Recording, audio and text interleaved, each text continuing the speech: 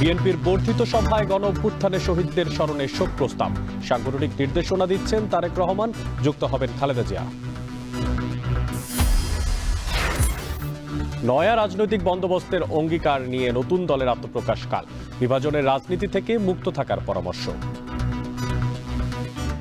শুরুতে যদি ওরকমটা বিভাজনের দিকে চলে যান, আপনি যে ন্যারেটিভস দাঁড় করাতে যাচ্ছেন এটা তো তার সঙ্গে সাংঘর্ষিক হয়ে যাবে। ডিএনসিসির সাবেক সচিব মাসুদ আলম সিদ্দিকের তেলেসমাতি, অনৈতিক সুবিধা নিয়ে 6 মাসে 150 কর্মচারীকে পদোন্নতি। এবং চ্যাম্পিয়ন্স ট্রফিতে মান বাঁচানোর লড়াইয়ে মুখোমুখি হচ্ছে বাংলাদেশ পাকিস্তান। রাওয়ালপিন্ডিতে ম্যাচ শুরু বিকেল 3টায়।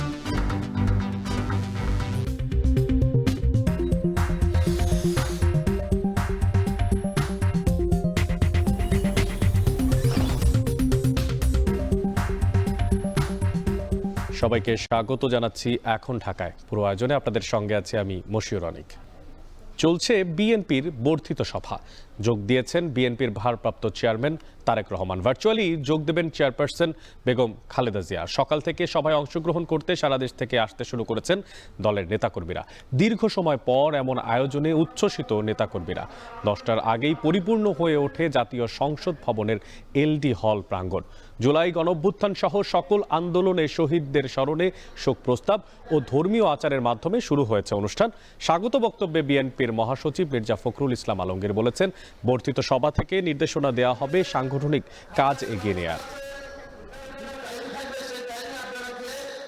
একটি গণতান্ত্রিক দল এবং একটি আইন মেনে চলা, সংবিধান মেনে চলা একটা রাজনৈতিক দলের উপরে যে নির্মম নির্যাতন নিপীড়ন এসেছে, তারপরেও শহীদ প্রেসিডেন্ট জিয়া রহমানের সৃষ্ট এই দল নির্দেশিত পথে আমরা সামনের দিকে এগিয়ে গণতন্ত্র প্রতিষ্ঠার কাজ করে চলেছি। বলতে পারি আগস্টের পরিবর্তনের পরে ফ্যাসিস্ট হাসিনা দেশ থেকে পালিয়ে ভারতে আশ্রয় নেওয়ার পরে আমাদের দেশের অবস্থার পরিবর্তন হবে।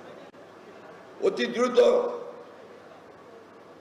দেশে জনগণের ভোটাধিকার ফিরিয়ে দেওয়া হবে এবং জনগণ তাদের ভোটাধিকার প্রয়োগ করতে পারবেন। কিন্তু আমরা দুঃখের সঙ্গে দেখছি এখনো যে এখন পর্যন্ত সেই লক্ষ্যে আমরা সুস্পষ্ট কোনো নির্দেশনা পাচ্ছি না। দর্শক, বিএনপির বর্ধিত সভায় ভার্চুয়ালি যোগ দিয়ে কথা বলছেন ভারপ্রাপ্ত চেয়ারম্যান তারেক রহমান। সরাসরি চলে যাচ্ছি সেখানে। প্রত্যেকের মাধ্যমে তাদেরকে সতর্ক থাকার আহ্বান এবং অনুরোধ জানাই। যারা বাংলাদেশকে তাবেদার রাষ্ট্র বানিয়ে রাখতে চেয়েছিল, তাদের ষড়যন্ত্র কিন্তু এখনো থেমে নেই। সংস্কার কিংবা স্থানীয় নির্বাচন এসব ইস্যু নিয়ে জনগণের সামনে এক ধরনের ধূম্র জাল সৃষ্টি করা হচ্ছে। রাষ্ট্র এবং রাজনীতিতে সংস্কার একটি ধারাবাহিক প্রক্রিয়া। বিএনপির কাছে সংস্কারের ধারণা নতুন কিছু নয়। সরকারে কিংবা বিরোধী দলে বিএনপি যখন যে অবস্থানেই দায়িত্ব পালন করেছে, জনগণের আকাঙ্ক্ষাকে ধারণ করে সময়ের পরিপ্রেক্ষিতে সব সময় রাষ্ট্র, সরকার ও রাজনীতিতে প্রয়োজনীয় সংস্কার করেছে বিএনপি এবং করার চেষ্টা অব্যাহত রেখেছে। 1975 সালের 7ই নভেম্বরের পরে দেশে বহুদলীয় গণতন্ত্র প্রতিষ্ঠা, সংবিধানে 5ম সংশোধনের মাধ্যমে মুক্তিযুদ্ধের আকাঙ্ক্ষার প্রতিফলন, 1991 সালে দেশে সংসদীয় সরকার প্রতিষ্ঠা, এই সবই ছিল রাষ্ট্র রাজনীতির ময়দানে যুগান্তকারী সংস্কার। এছাড়াও বিভিন্ন মেয়াদে রাষ্ট্র পরিচালনার দায়িত্বে থাকাকালে বিএনপি সরকার স্কুল কলেজে বিনা বেতনে মেয়েদের শিক্ষার সুযোগ সৃষ্টি, রাষ্ট্র ও সমাজে মুক্তিযোদ্ধাদের যথাযথ মূল্যায়ন নিশ্চিত করতে মুক্তিযুদ্ধ মন্ত্রণালয় প্রতিষ্ঠা, বিশ্বের তথ্য প্রযুক্তির সঙ্গে তাল মিলিয়ে বাংলাদেশকে প্রস্তুত রাখতে বিজ্ঞান এবং তথ্য প্রযুক্তি বিষয়ক মন্ত্রণালয় প্রতিষ্ঠা, প্রবাসী বাংলাদেশিদের কল্যাণ নিশ্চিত করতে প্রবাসী কল্যাণ ও বৈদেশিক কর্মসংস্থান মন্ত্রণালয় প্রতিষ্ঠা, এগুলোই ছিল সবগুলোই ছিল রাষ্ট্র ও সরকারে কয়েকটি গুরুত্বপূর্ণ সংস্কার। প্রিয় সহকর্মীবৃন্দ, এই ধরনের আরো বহু সংস্কারের উদাহরণ আমরা উপস্থাপন করতে পারব। তবে ষড়যন্ত্রের পথ ধরে পলাতক গণহত্যাকারী স্বৈরাচার রাষ্ট্র ক্ষমতা দখলের পর সংস্কারের সকল পথ বন্ধ করে দেয়। বাংলাদেশকে চিরতরে তাবেদার রাষ্ট্রে পরিণত করে রাখতে গত ১.৫ দশকে দেশের শিক্ষা ব্যবস্থাকে প্রায় ধ্বংস করে দিয়েছিল, দেশের প্রতিরক্ষা ব্যবস্থাকেও নাজুক করে তুলেছিল। টাকা পাচার আর লুটপাট চালিয়ে দেশের অর্থনীতিকে ভঙ্গুর করে দিয়েছিল। অকার্যকর করে দেওয়া হয়েছিল দেশের সকল সাংবিধানিক এবং বিধিবদ্ধ প্রতিষ্ঠান। জনগণের ভোটের অধিকারকে হরণ করে জনগণকে রাজনৈতিকভাবে ক্ষমতাহীন করে দিয়ে দেশের স্বাধীনতা সার্বভৌমত্বকে বিপন্ন করে তুলেছিল।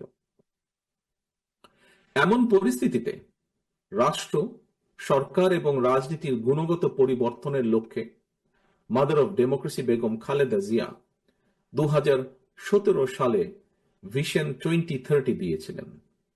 এরই ধারাবাহিকতায় 2022 সালে বিএনপি 27 দফা কর্মসূচি, পরবর্তীতে গণতন্ত্রের পক্ষের রাজনৈতিক দলগুলোর সঙ্গে মত বিনিময়ের মাধ্যমে ঘোষণা করা হয় 31 দফা কর্মসূচি। এই 31 দফা নিয়ে বর্তমানে বিএনপির উদ্যোগে সারা দেশে চলছে জনগণের সঙ্গে সংলাপ। প্রিয় সহকর্মীবৃন্দ, রাষ্ট্র, সরকার, রাজনীতি এবং রাজনৈতিক দল মেরামতের জন্য 31টি হলেও, দফা 31টি হলেও এর চূড়ান্ত লক্ষ্য একটি, এবং সেটি হল একটি নিরাপদ, গণতান্ত্রিক, মানবিক বাংলাদেশ বিনির্মাণ। ঠিক তেমনি এর উদ্দেশ্য একটি, সেটি হল রাষ্ট্র ও সমাজে জনগণের রাজনৈতিক এবং অর্থনৈতিক ক্ষমতায়ন নিশ্চিত করা। এটি নিশ্চিত করা না গেলে স্বাধীনতা, সার্বভৌমত্ব, গণতন্ত্র, নিরাপত্তা, সমৃদ্ধি কোনোটি টেকসই হবে না। রাষ্ট্রের স্বাধীনতা এবং নিরাপত্তার জন্য জনগণের রাজনৈতিক ক্ষমতায়নের কোনোই বিকল্প নেই। রাষ্ট্র এবং সমাজে জনগণের রাজনৈতিক ক্ষমতায়ন নিশ্চিত করার পূর্ব শর্ত হল প্রতিটি নাগরিকের ভোট প্রয়োগের অধিকার বাস্তবায়ন, এবং এ লক্ষ্যেই একটি রাজনৈতিক দল হিসাবে বিএনপি বারবার জনগণের ভোটে জনগণের কাছে দায়বদ্ধ সরকার প্রতিষ্ঠা করার লক্ষ্যে জাতীয় নির্বাচনের দাবি জানায়। একজন রাজনৈতিক কর্মী হিসাবে আমি বিশ্বাস করি আজ এবং আগামী দিনের রাজনীতিতে বিএনপির এই 31 দফা হচ্ছে একটি বৈষম্যহীন গণতান্ত্রিক মানবিক বাংলাদেশ প্রতিষ্ঠার সনদ। তবে এই 31 দফাই শেষ কথা নয়। সময়ের প্রয়োজনে রাষ্ট্র, সরকার, রাজনীতি ও রাজনৈতিক দলের সংস্কারের জন্য এই 31 দফাতেও সংযোজন বিয়োজনের সুযোগ রয়েছে। এমনকি বিএনপির 31 দফার সঙ্গে বর্তমান অন্তর্বর্তীকালীন সরকারের সংস্কার প্রস্তাবের খুব বেশি ইস্যুতে মৌলিক বিরোধ নেই।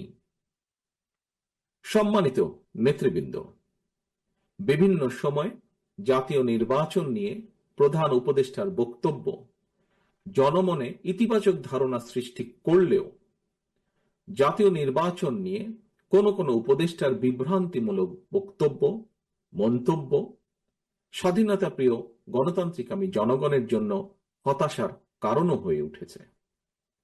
অন্তর্বর্তীকালীন সরকারের প্রতি বিএনপি সহ গণতন্ত্রের পক্ষের সকল রাজনৈতিক দলের নিঃশর্ত সমর্থন থাকলেও সরকার এখনো তাদের কর্ম পরিকল্পনায় অগ্রাধিকার নির্ধারণ করতে পারছে না বলেই মনে হচ্ছে।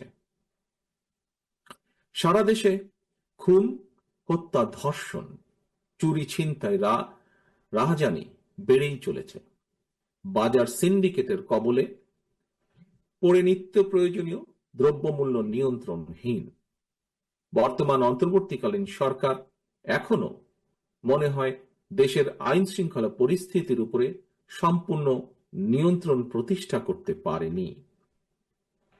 সরকার যেখানে বাজার পরিস্থিতি কিংবা আইন শৃঙ্খলা পরিস্থিতির নিয়ন্ত্রণে কাঙ্ক্ষিত সাফল্য অর্জন করতে পারছে না, সেখানে জাতীয় নির্বাচনের আগে স্থানীয় নির্বাচন অনুষ্ঠানের নামে কেন দেশের পরিস্থিতি আরো ঘোলাটে করতে চাইছে, এটি জনগণের কাছে বোধগম্য নয়। গণতন্ত্রকে আমি জনগণ মনে করেন স্থানীয় নির্বাচন অনুষ্ঠিত হলে সেটি হবে সারা দেশে পলাতক স্বৈরাচারের দোসরদের পুনর্বাসনের একটি প্রক্রিয়া, যা সরাসরি গণ অভ্যুত্থান আকাঙ্ক্ষা বিরোধী।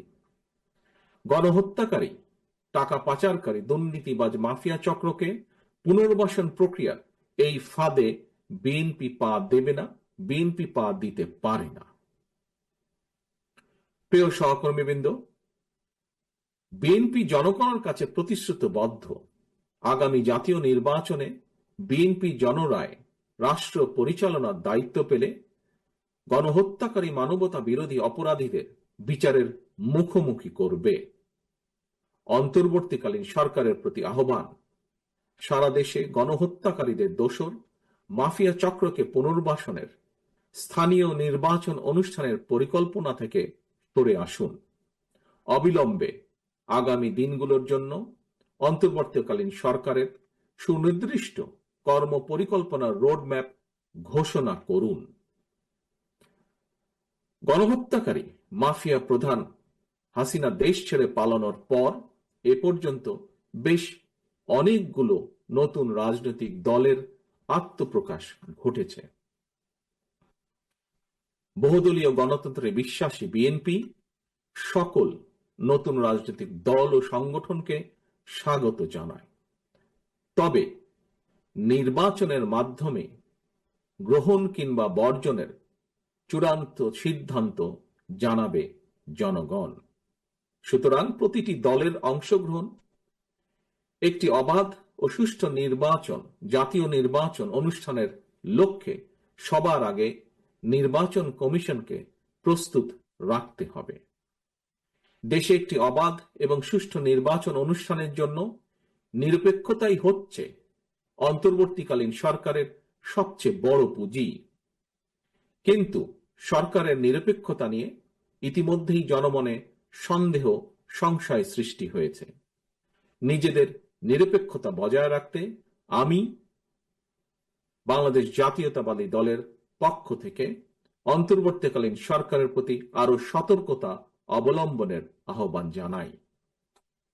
প্রিয় নেতৃবৃন্দ, এবার আমি সারা দেশে বিএনপির নেতাকর্মী, বিশেষ করে এই বর্ধিত সভায় আপনারা যারা উপস্থিত হয়েছেন, উপস্থিত নেতৃবৃন্দের উদ্দেশ্যে কয়েকটি কথা বলতে চাই। দীর্ঘদিন থেকে আমি আপনাদের কাছে শারীরিকভাবে দূরে থাকলেও যোগাযোগ এবং কর্ম পরিকল্পনার মাধ্যমে আমি কখনোই আপনাদের কাছ থেকে দূরত্ব অনুভব করিনি। আমার মনে হয় এখানে উপস্থিত যারা আছেন প্রায় প্রত্যেকের সঙ্গেই আমার অন্তত কম বেশি কথা হয়েছে, কথা হয়, টেক্সট মেসেজে আদান প্রদান হয় টেক্সট। তবে আজ এখানে আপনাদের সবাইকে একত্রে পেয়েছি, সেজন্য আমি অত্যন্ত সৌভাগ্যবান, অত্যন্ত আনন্দিত। আপনাদের সকলকে অভিনন্দন। আমি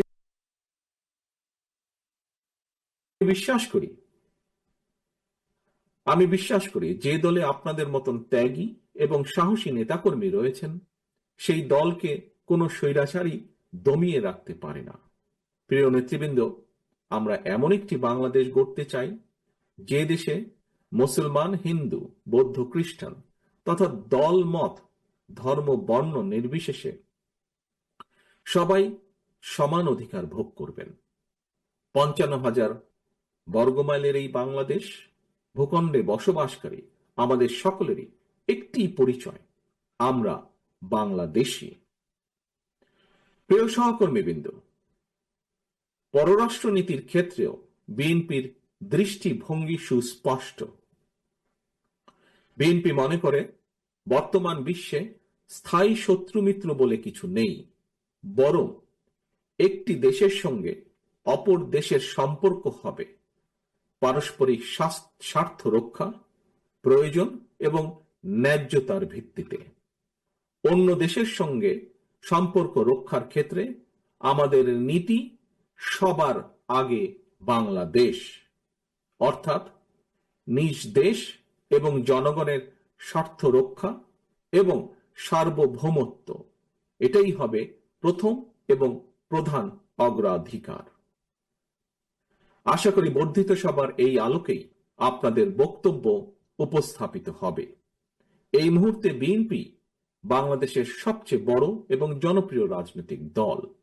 সুতরাং বিএনপির কাছে জনগণের যেমন আশা, ভরসা, প্রত্যাশা রয়েছে, একই সঙ্গে বিএনপির বিরুদ্ধে ষড়যন্ত্রকারীরাও কিন্তু থেমে নেই, তাদের চক্রান্ত থেমে নেই।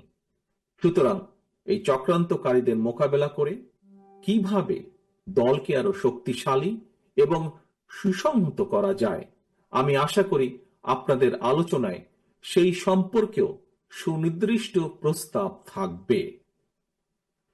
প্রিয় সহকর্মীবৃন্দ, সারা দেশে তৃণমূল পর্যায়ের কৃষক, শ্রমিক, দরিদ্র, মেহনতি, স্বল্প আয় কিংবা মধ্যবিত্ত, নিম্ন মধ্যবিত্ত, পাশাপাশি ছাত্রছাত্রী, তরুণ তরুণী তথা সকল শ্রেণীর পেশার মানুষের স্বার্থ রক্ষা এবং জীবন উন্নয়নে আপনাদের নিজ নিজ এলাকা ভিত্তিক কি ধরনের পদক্ষেপ নেওয়া যায়, আশা করি আপনাদের বক্তব্যে সে বিষয়গুলো উঠে আসবে।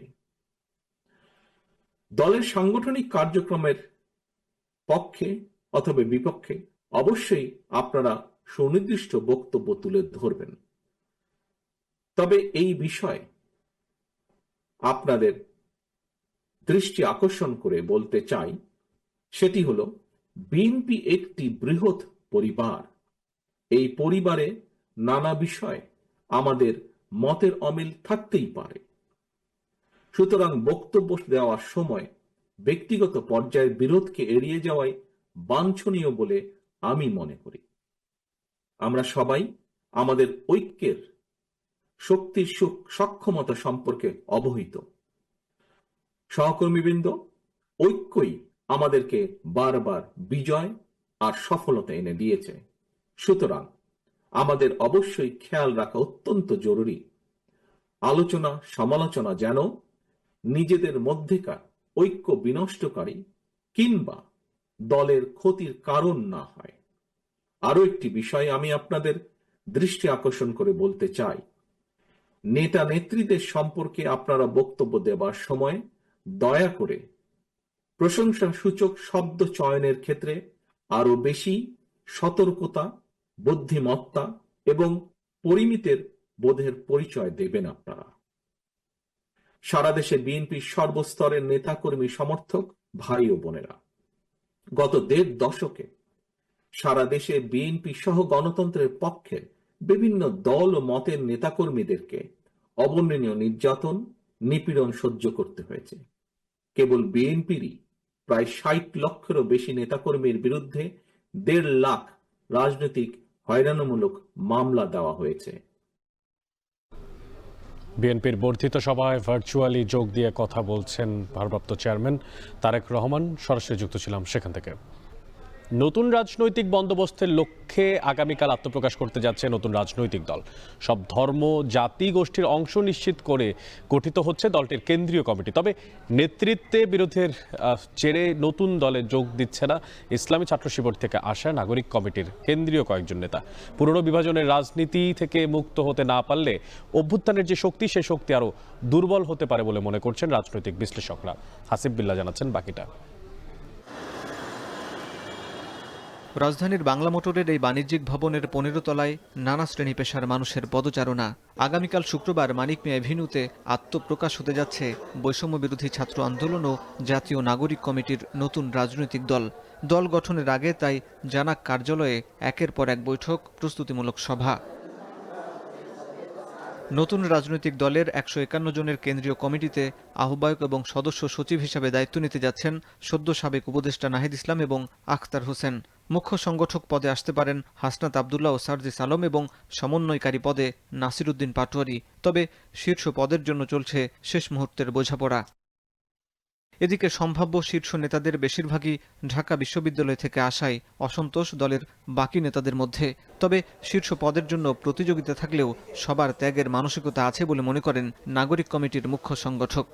যে আপনি গ্রেটার পার্সপেক্টিভে নিজের কতটুকু ব্যক্তি স্বার্থ স্যাক্রিফাইস করতে রেডি আছেন, এবং আমরা আমাদের জায়গা থেকে মনে করি যে নির্দিষ্ট একটা পদ, ধরুন আহ্বায়ক পদ তো একটা, এবং 5 জন ডিমান্ড করলে সবার কথা চিন্তা করে যে একজন সেখানে এগিয়ে থাকবে তিনি বসবেন, বাকি 4 জনকে এটুকু মেনে নেওয়ার মানসিকতা থাকতে হবে। আমরা মনে করি আমাদের সবার সেটি আছে। দু একটা বিচ্ছিন্ন ঘটনা আলাদা বিষয়, কিন্তু যদি অধিকাংশ ক্ষেত্রে আমরা ঐক্যবদ্ধভাবে চলতে পারি।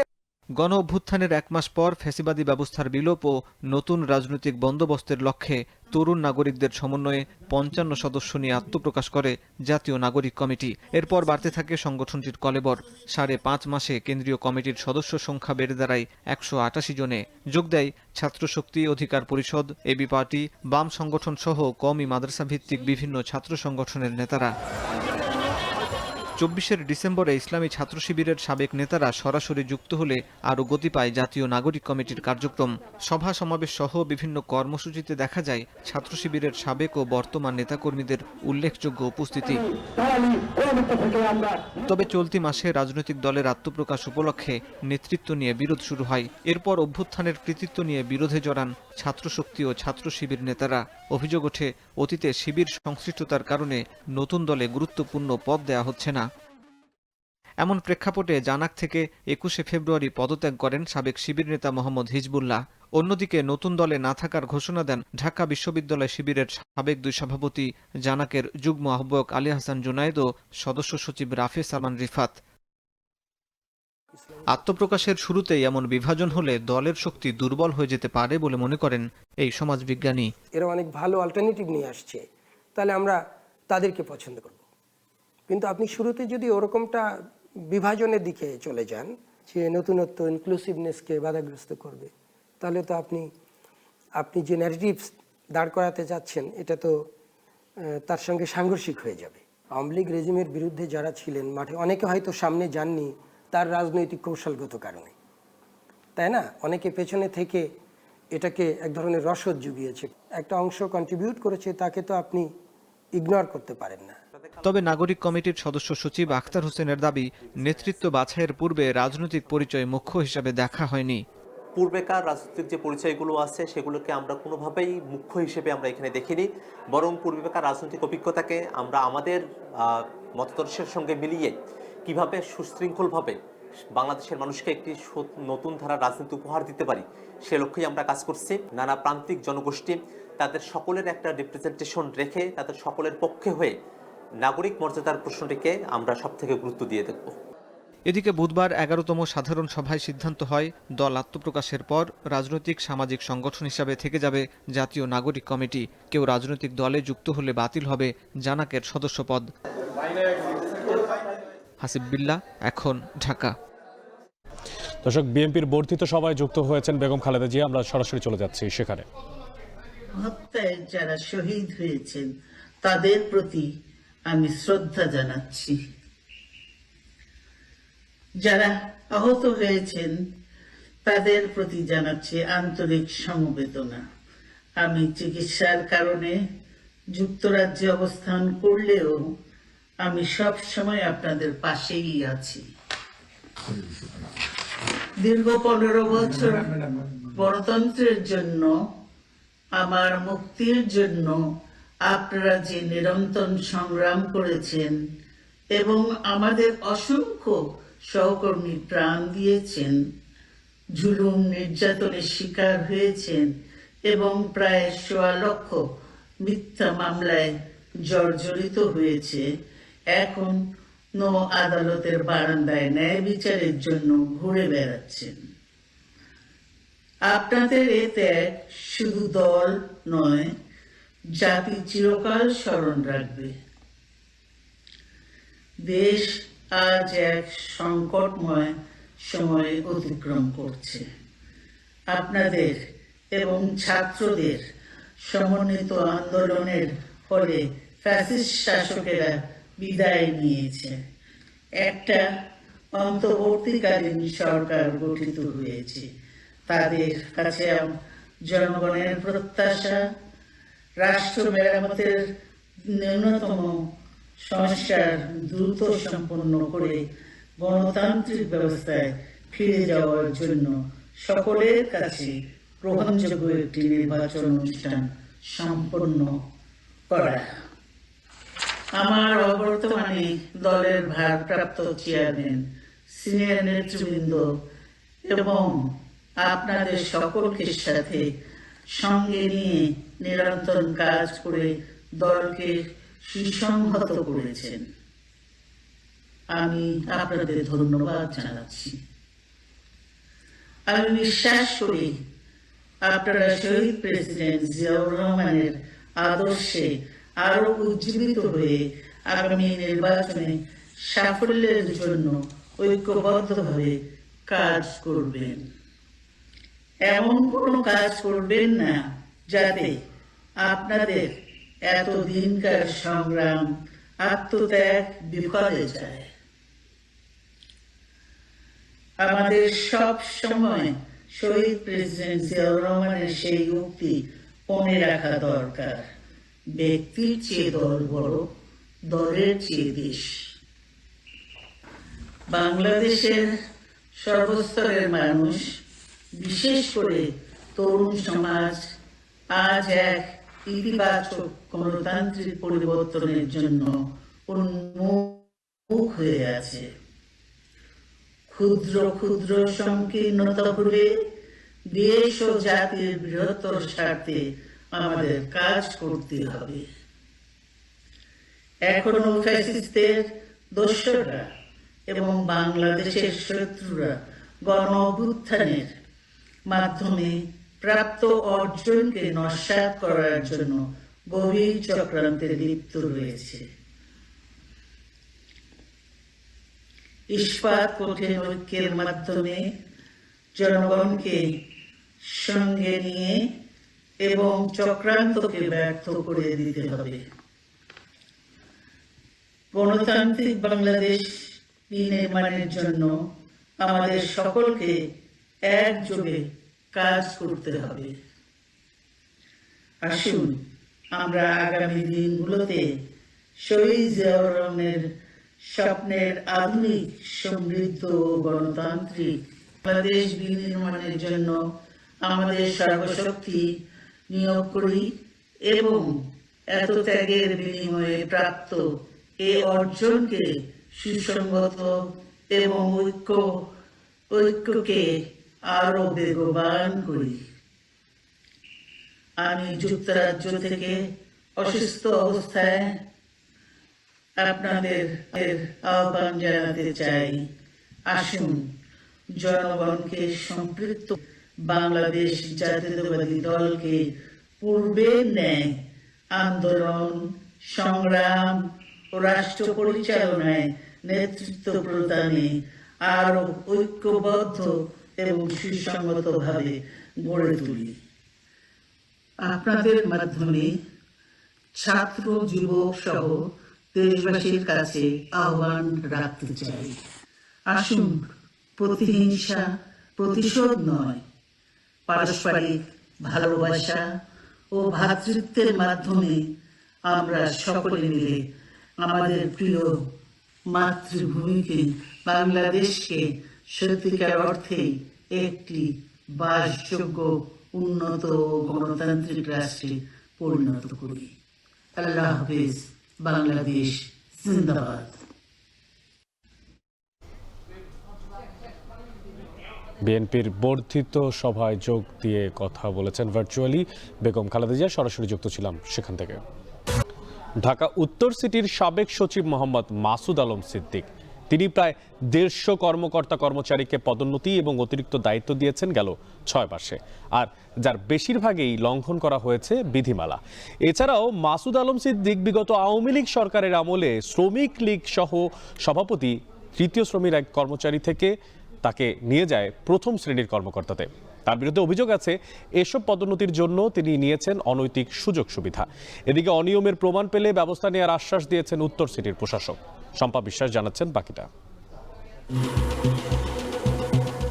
গত 19 ফেব্রুয়ারি থেকে ওএসডি বা বিশেষ ভারপ্রাপ্ত কর্মকর্তা করে রাখা হয়েছে ঢাকা উত্তর সিটি কর্পোরেশনের সাবেক সচিব মোহাম্মদ মাসুদ আলম সিদ্দিককে।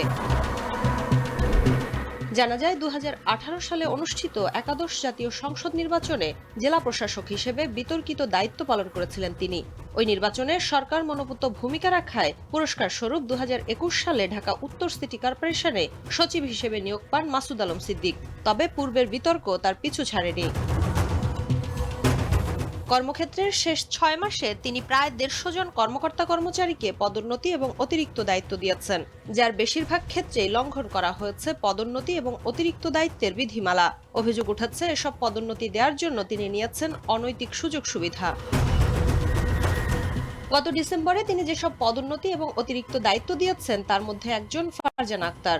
উচ্চমান সহকারী কাম হিসাব রক্ষক ফারজানাকে ডিএনসিসির অঞ্চল 9-এর উপকর কর্মকর্তার অতিরিক্ত দায়িত্ব দেওয়া হয়। এই পদোন্নতিপ্রাপ্তদের সিরিয়ালে 4 নম্বরে থাকা মোতাহার হোসেন এবং 9 নম্বরে থাকা লাকি আক্তারকে বাদ দিয়ে 13 নম্বরে থাকা এইচএসসি পাস ফারজানাকে দায়িত্ব দেওয়া হয়।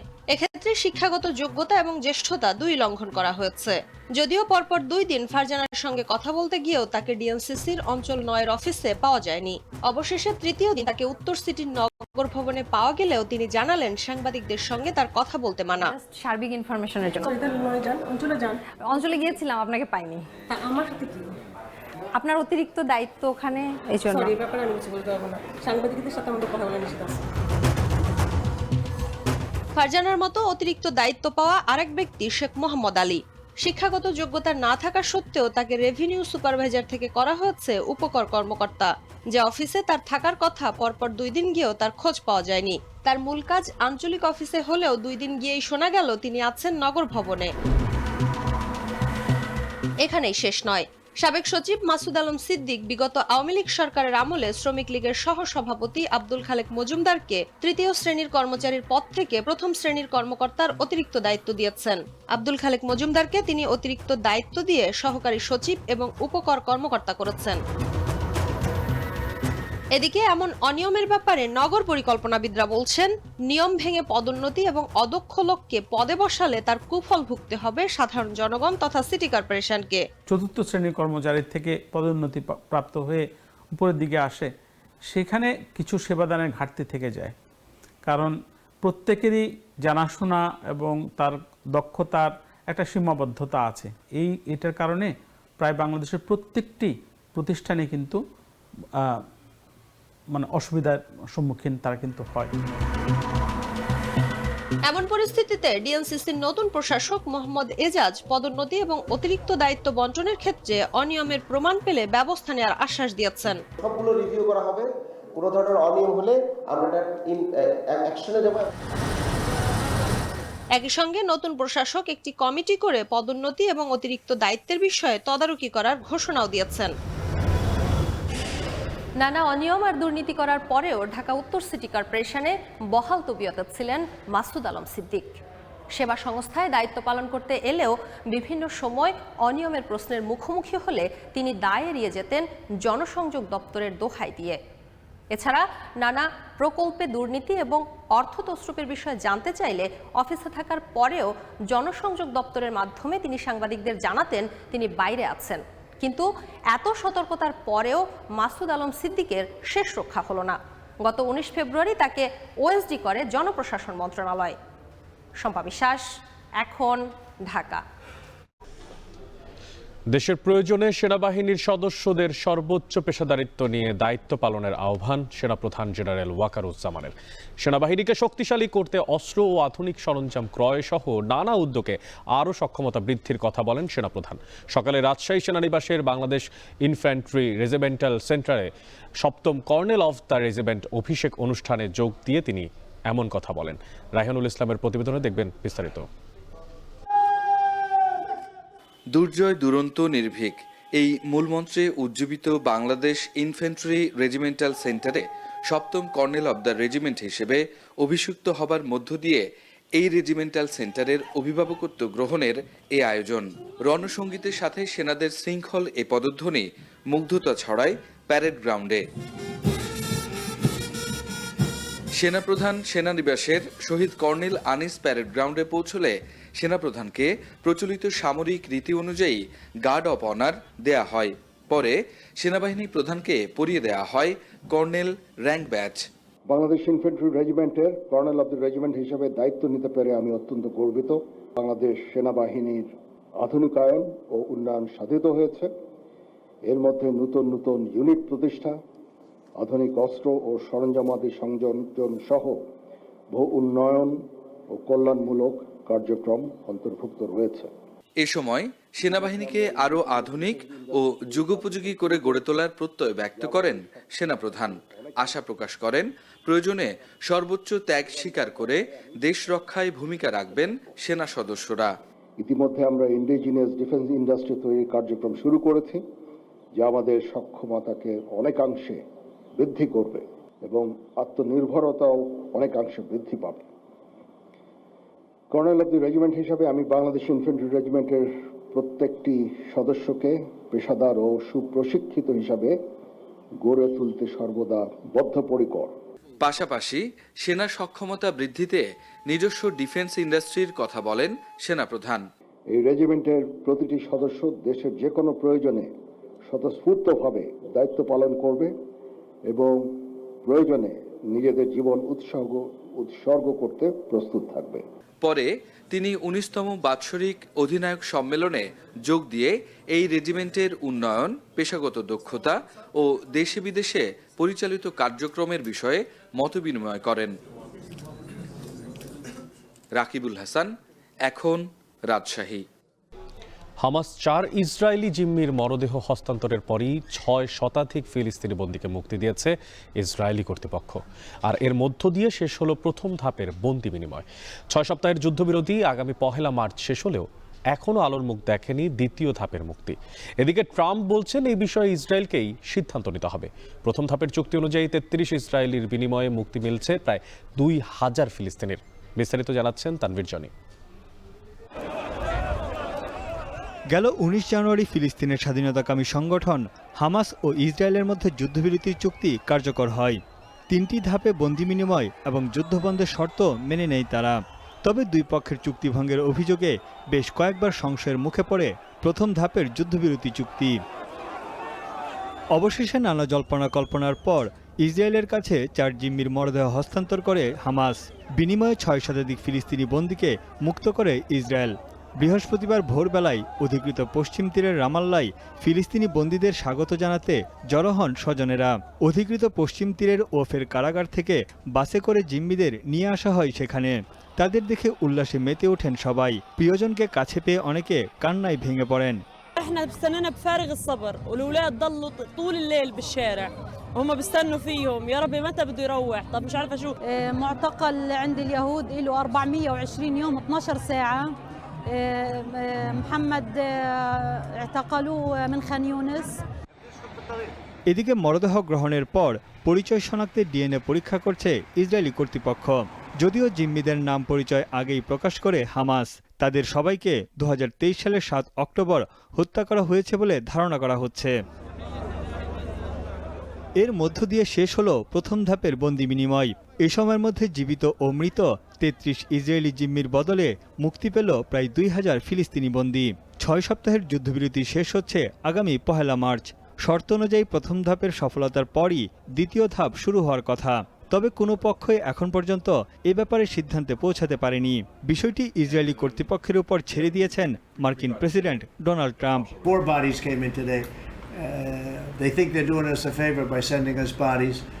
So, look, that's a decision has to be made by Israel, by Bibi, but Israel has to make that decision. জাতিসংঘের মানবাধিকার কমিশন এক প্রতিবেদনে বলেছে, আন্তর্জাতিক মানবিক আইন লঙ্ঘন করে গাজায় নির্মম আগ্রাসন চালিয়েছে ইসরায়েল। নজিরবিহীনভাবে মানবিক দিকগুলো অবজ্ঞা করায় ইসরায়েলের প্রতি নিন্দা জানানো হয়। গাজার এই পরিস্থিতির জন্য দায়ী করা হয় হামাসকেও।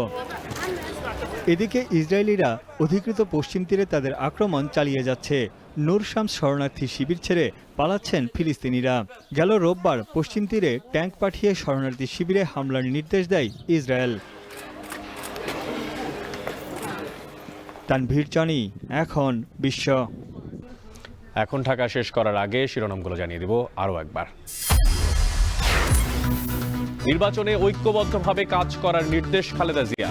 নিরপেক্ষতা ধরে রাখতে সরকারকে সতর্ক থাকতে হবে বর্ধিত সভায় তারেক রহমান। নয়া রাজনৈতিক বন্দোবস্তের অঙ্গীকার নিয়ে নতুন দলের আত্মপ্রকাশ কাল। বিভাজনের রাজনীতি থেকে মুক্ত থাকার পরামর্শ। শুরুতে যদি ওরকমটা বিভাজনের দিকে চলে যান, আপনি যে ন্যারেটিভস দাঁড় করাতে যাচ্ছেন এটা তো তার সঙ্গে সাংঘর্ষিক হয়ে যাবে। ডিএনসিসির সাবেক সচিব মাসুদ আলম সিদ্দিকের তেলেসমাতি। অনৈতিক সুবিধা নিয়ে 6 মাসে 150 কর্মচারীকে পদোন্নতি। এবং চ্যাম্পিয়ন্স ট্রফিতে মান বাঁচানোর লড়াইয়ে মুখোমুখি হচ্ছে বাংলাদেশ পাকিস্তান। রাওয়ালপিন্ডিতে ম্যাচ শুরু বিকেল 3টায়। এই ছিল এখন ঢাকার আয়োজনে। এখন টেলিভিশন ওয়েবসাইটে দেখতে ভিজিট করুন www.ekhon.tv। এছাড়া এখন টেলিভিশন ফেসবুকে দেখতে ভিজিট করুন facebook.com/tv.ekhon এবং ইউটিউবে এখন টেলিভিশন দেখতে ভিজিট করুন youtube.com/c/ekhon tv।